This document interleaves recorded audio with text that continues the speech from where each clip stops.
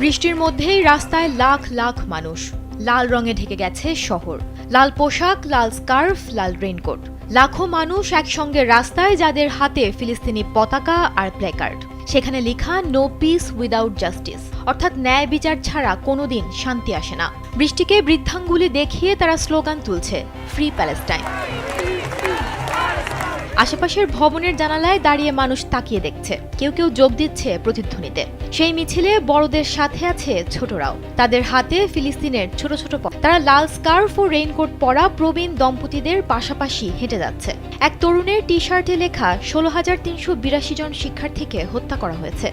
আরেক কিশোরীর হাতে কালো প্ল্যাকার্ড, সেখানে লেখা আপনার নীরবতাই সহিংসতা। সবাই একটাই বার্তা দিচ্ছে, গাজায় গণহত্যা বন্ধ হোক।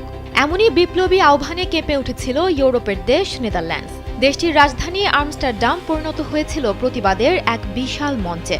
গাজার প্রতি সহিংসতা দেখাতেই রবিবার রাস্তায় নেমেছিল লাখো মানুষ।